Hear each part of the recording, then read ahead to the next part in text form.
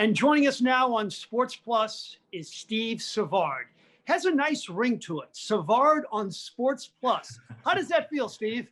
A little bit surreal, a little bit strange after all the years, but I'll take it. It's been so long, Frank, that since I've worked in television news, that this is all new to me again, and I appreciate the opportunity to be your guest as you revive Sports Plus. We've always been good friends, but we've been competitors. Right. What was it like if we had somebody good on, or if you had somebody good on? What was that like? Well, I mean, you want to win, and you obviously are aware of what your chief competitor is doing opposite what you're doing. And, Sports Plus is the reason I went to my boss in 1995 and said, hey, if we want to compete and be legit, we have to have a Sunday night show. And at the time, it was just a half an hour. And then when the Rams made the playoffs following the 99 season, they came to me and said, well, we're going to do an hour because I think it's going to be popular in the postseason. We'll go back to a half hour in February. We never went back to a half hour for 8 more years. So, an hour-long show, 52 weeks a year when you can't run reruns is a lot to chew and a lot to knock off. But I have you guys, Mike and you and everybody else at KSDK, to thank for all those years of having to do an hour-long weekend show. What's it like waking up every day and not worrying about an interview, a package, a deadline, a meeting with a boss? How do you wake up every day? It's been a nice break. It really has. And it's been refreshing. The layoff hit at a good time. There's nothing better than St. Louis in September and October. And I got the chance to play more golf than I've played in a long time. I've enjoyed my downtime. And I've taken my time about what's next. And so, we're going to embark on a different journey starting tomorrow at KFNS. And I wouldn't say the door's closed on local TV news, if not here in St. Louis, maybe somewhere else. What do you miss most? You know what? I turned the page pretty quickly. It's only been 3 months. In a lot of ways, it feels like it's been 3 years. But I would say, you can understand this. I miss the camaraderie. I miss having fun, both behind the scenes with the people you work with, because I have a lot of great friends. It's still at the station that I worked with and went to battle with for 26 years, are part of 26 years that they weren't there the whole time. And I also miss the rare occasion when you really feel like you can have a fun moment. You don't, when you become a news anchor, you don't have as many as you used to in sports. So I miss the on-air camaraderie too at times when it's appropriate to let your hair down and have some fun. What don't you miss? I don't miss all the moving parts when you don't necessarily align philosophically and journalistically with newsroom management. I don't miss some of those battles and fighting for what I believe in. I don't miss wearing makeup. I haven't had hairspray on in a long time. But I had a great run. I don't regret anything at the station for 26 years. But I will say this, it hasn't been hard for me to turn the page. Peace came to me very quickly. So you'll likely do TV again, but you're definitely going to do radio again. You start tomorrow on KFNS, afternoons with Sevy. How excited are you? What's your game plan? Well, I want to have fun, going back to my sports roots. And I think, sports is an escape and entertainment for a lot of people, and particularly in this day and age I almost said 2020, but 2021. So I want to be a mix of fun and information, some opinion. I don't want to be overbearing with my opinion. I'm not going to be a guy that says things that I don't believe in just to get people talking or to get people buzzing. That's not me. That's not who I am. So, have some fun, and along the way, try to give people something they couldn't have otherwise discerned if they didn't listen to you. Not unlike what we do in TV news on a regular basis. People should feel like they leave a newscast with something that they didn't have going in. You've done radio every day for years and years and years. I'm sure you feel that way too. That's got to be a goal. I got to believe that no matter what you've done in your media career, the most alive you've ever been was a Sunday afternoon at the Dome when the Rams had it going. Can you describe what it was like driving down to the stadium and knowing you were about to witness something special every Sunday? Well, it's a good way to put it, because it was, Mike Martz coined the phrase special time and special place, and I never took it for granted. I knew this is not the way things went normally in the National Football League. The atmosphere was going to be electric. First thing I had to do was go pick up Jack Snow. And if I was 1 minute late, he was tapping his watch and drilling me about it. But I think it wasn't just, Frank, it wasn't just the excitement about being that close to the game of football, because I got kicked to the curb at age 24 after my second training camp with a busted neck and 1 year on injured reserve. So for me, I got back to be close to the game. And so it was a little bit about that, but it was about how good the product was. It was about how turned on the city was. And it was about a great group of people I had to work with. And over the years, I had great bosses in radio. I had great producers in radio, Jim Stassi and Haas Newport. And I also had great partners in Jack Snow, Jim Hanifan, and DeMarco Farr. So all that came together, and it really was a special time, especially back in the early 2000s, driving down Highway 40 to go to the Dome, knowing that whatever unfolded was going to be memorable.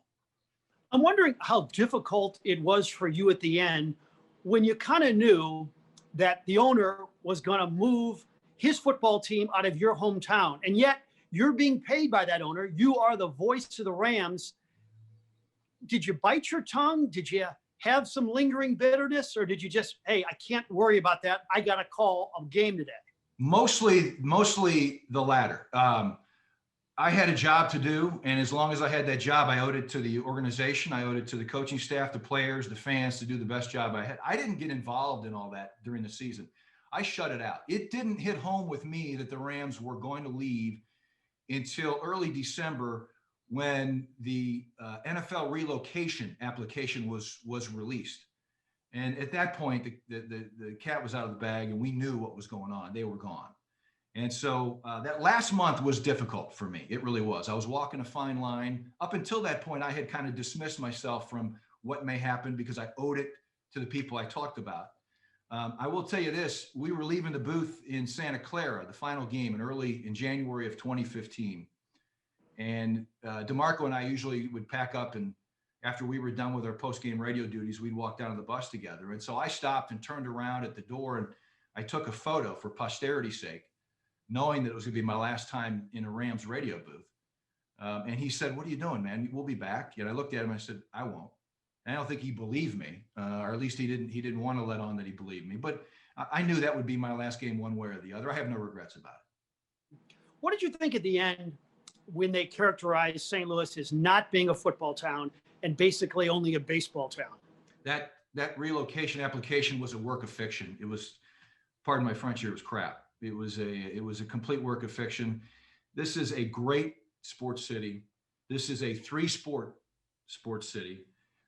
Fans here have proven it over and over. Here, I've always said this, Frank. I've always said that to be successful in St. Louis, a franchise only needs to do two things: put a competitive product out on the field. That doesn't mean win championships.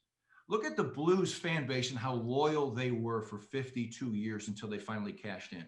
So the first part is try your best to put a competitive product out there. The second part is engage your fan base and your community. Be responsive. Be the Cardinals owners you can walk up at any point, ask them for an interview on the field before a game, and they'll grant it to you. Be Tom Stillman, sitting in the high-fiving fans when they come through the turnstiles before the game, or sitting in the stands and high-fiving fans after a goal. So, obviously neither one of those things were important at the end, and it's a shame. But I thought that that relocation application was a complete work of fiction. We lost a legend and a friend in Jim Hanifan. What's your best Jim Hanifan story? Well, I've told this, and I hope people don't get bored about this in the last couple of months, but so many stories, really. I mean, I used to tell Hanny, I'd say, we had some rough seasons out of the 3.5 seasons we worked together. And I said, Jim, this job really is a lot of fun. He couldn't trust himself half the time, because we were on a 12-second delay anyway, because he had a potty mouth and he couldn't control his feelings. But I said, Jim, this really is a fun job if the team's winning. And he'd say, well, Steven, I guess it is, but when's that going to start? And so we were in Arizona, and it was 2006, his first full season with me in the booth. We're about 4 games into the season, and it's a 13-12 nail biter out there in the desert. Rams are trying to protect the lead, under 2 minutes to go. They've got the ball at the 28, 30-yard line. All they got to do is hang on to it, punt it away, and they probably win the game. Well, they botch a handoff, and the Cardinals recover at the 25-yard line. Neil Rackers hasn't missed since his days at Aquinas Mercy inside 40 yards. I think this thing goes back to his streak, went back to 8th grade. So this thing, in my mind, was over. We go to commercial break. We're down in the dumps, and Hanifan pounds the table. He pounds the table, and he says, "I'm ashamed of you all. This game's not over." And so I'm thinking, he says, "What's good for the goose is good for the gander." And I look at him, I say, "What are you talking about?" He says, "That we fumble to them, Kurt could fumble it back to us," meaning Kurt Warner. I said, "No chance. They're going to give it to Edgerrin James 3 times. Neil Racker's going to break our hearts." Long story short, second play back, Kurt Warner gets his foot stepped on. They botch the handoff.